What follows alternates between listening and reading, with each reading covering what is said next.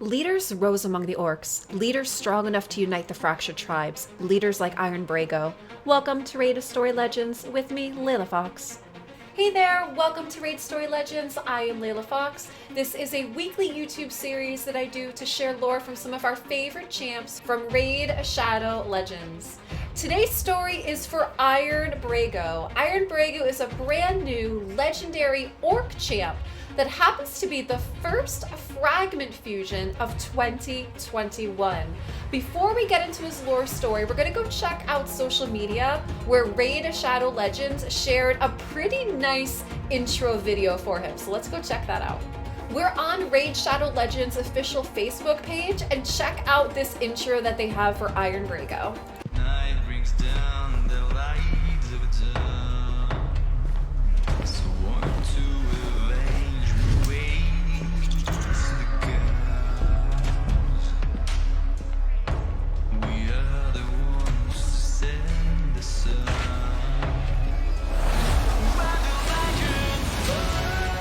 Raid Shadow Legends.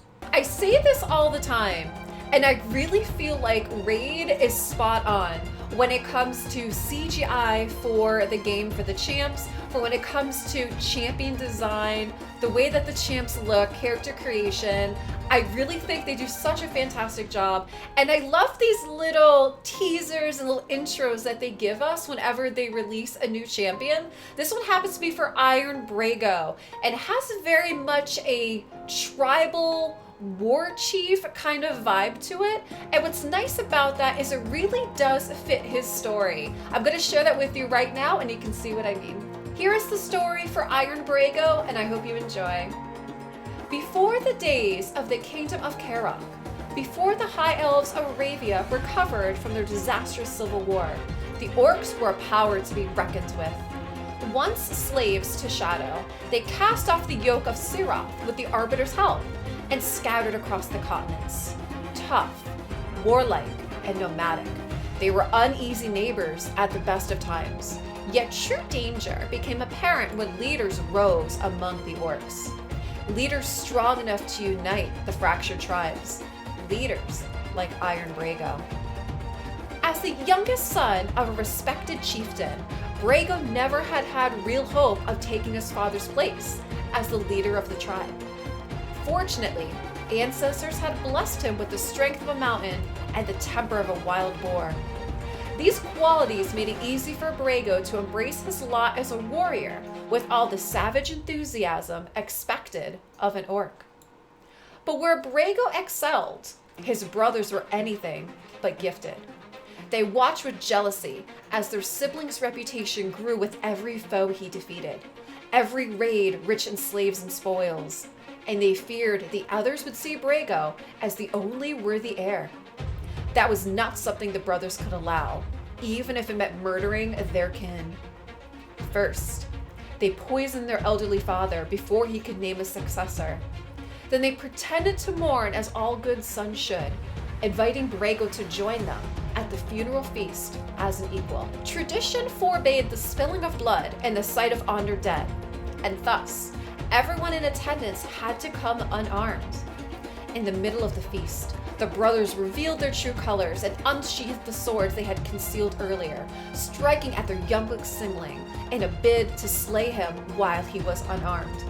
It was a brutal clash that cost Brago an eye, but such was his ferocity in the face of betrayal that he fought and killed his craven kin barehanded. News of the massacre spread quickly, and the tribe was unanimous in their support of Brago's right to take his father's place. They recognized both the wrongs done against him and shared fearful respect of a warrior of such renown, a virtue every orc wishes to see in their leader. Brago did not disappoint. He led a brutal campaign against neighboring tribes and brought their survivors under his banner. Within a decade, a horde of 6,000 orcish warriors stood ready to fulfill their chieftain's whims. Many attempted to best the legendary orc leader in combat. Others sought to assassinate him.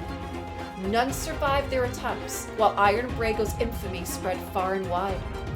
Desperate alliances of barbarian clans and several elven hosts sought to drive Brago's army back into the Crocan Desert, yet he crushed them all in battle, one by one. The path to the capital of Arabia lay open, and for the first time in generations, there was a real chance the jewel of the elven realm could be ransacked by the savage hordes from the east. Salvation for the High Elves took a rather unexpected form. A messenger arrived at Brago's encampment when he was a mere week's march away from the city, and the news he brought was dire. Raiding parties of the vile Night Revenant cult targeted orc tribes back in the Deadlands.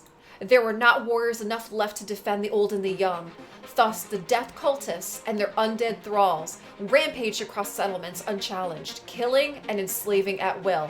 Enraged, Iron Brago ordered the entire horde to turn around and make haste home to deal with this newfound threat. No written accounts exist of what had transpired, but orc sagas speak of a war that blazed across the eastern continent. Brago, they claimed, drove his army into the very heart of the Stormwind Wastelands, swept aside swarms of the living dead, and had personally defeated a mighty vampire lord in single combat. Whether these tales are exaggerated or not, one thing is certain: Iron Brago never returned from that campaign, and none of the surviving warriors knew what happened to him.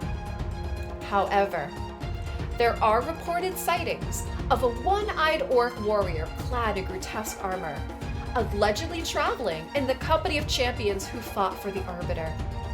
Could it be that the Scourge of the Eastlands had been chosen to ascend into Lumea's service? Only the Arbiter herself may know, but stranger alliances had to mate in defense of Teleria. This is the story for Iron Brago. It's a bit of a sad war story. You know, when you hear this one, you have betrayal. You have a warrior that has no choice but to rise up in the ranks and claim his people, claim his tribe, and then also leads and marches into battle to expand their territories.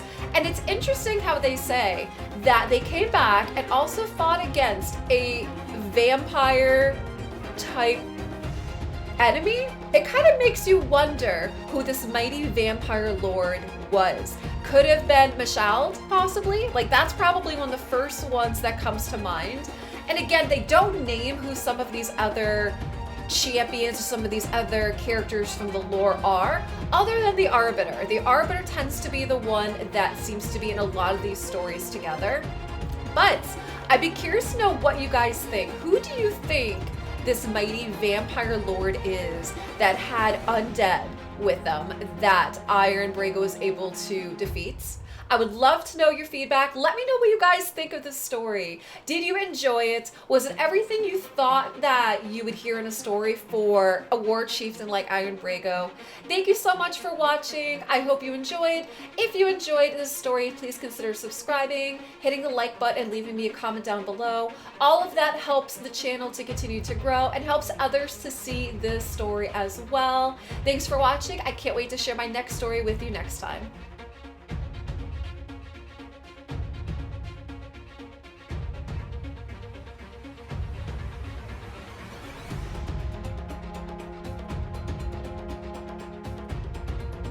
Thanks for watching. If you enjoyed our video, you can catch us live on twitch.tv/LeilaFoxNation 4 days a week, on Monday, Wednesday, Friday at 5:30 p.m. Eastern Standard Time, and Saturday mornings at 11 a.m. Eastern Standard Time.